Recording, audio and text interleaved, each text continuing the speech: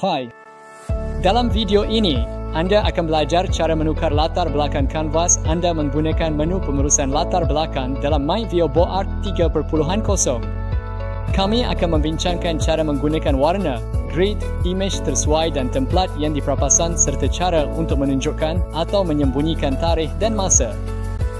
Untuk bermula, klik ikon latar belakang di penjuru kiri sebelah bawah skrin anda. Ini membuka menu pengurusan latar belakang.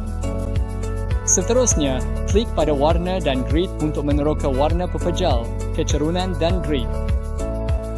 Di bawah warna umum, klik mana-mana jubin warna untuk menerapkannya serta-merta pada kanvas anda.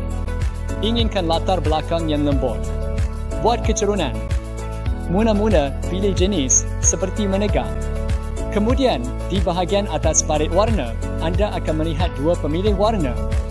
Seret setiap pemilih tersebut ke warna yang anda ingin gabungkan. Contohnya, biru di sebelah kiri, ungu di sebelah kanan. Kecerunan anda akan mengemas kini serta-merta pada kanvas, menggabungkan kedua-dua warna ke arah yang anda pilih. Untuk menambah struktur, klik ikon grid di bahagian bawah. Ini menambah grid bergaris atau segi empat sama pada latar belakang anda. Untuk menggunakan imej sebaliknya, klik imej dalam menu pengurusan latar belakang. Kini, dalam tab pemacu setempat, anda boleh melihat imej anda yang disimpan dan dimuat naik. Untuk menambah imej baharu, klik ikon tambah dan pilih file daripada peranti anda. Apabila imej anda dimuatkan, pilihnya, kemudian klik tetapkan sebagai latar belakang untuk menerapkannya pada kanvas.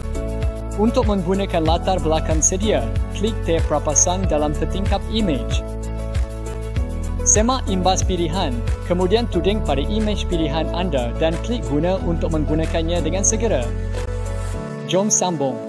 Tab ikut saya memaparkan latar belakang yang disimpan ke akaun MyViewBoard anda. Kami akan membincangkan cara menyediakannya dalam video berasingan. Sama seperti latar belakang yang dipapasan, tuding pada imej pilihan anda dan klik guna untuk menggunakannya dengan segera. Sekarang, klik asal dalam menu pengurusan latar belakang.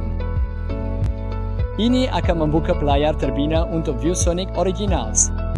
Di sini, anda boleh tapis mengikut subjek yang terletak di menu sebelah kiri. Anda juga boleh tapis mengikut grade dan bahasa, memudahkan anda mencari apa yang anda perlukan. Klik mana-mana latar belakang, kemudian tentukan sama ada mahu gunakannya pada semua halaman kanvas anda atau hanya pada halaman semasa. Mahu cap masa kerja anda, toggle tarikh dan masa toggle untuk menunjukkan tarikh dan jam semasa di bahagian atas sebelah kanan kanvas anda. Untuk menyembunyikannya semula, toggle tarikh dan masa untuk mematikannya.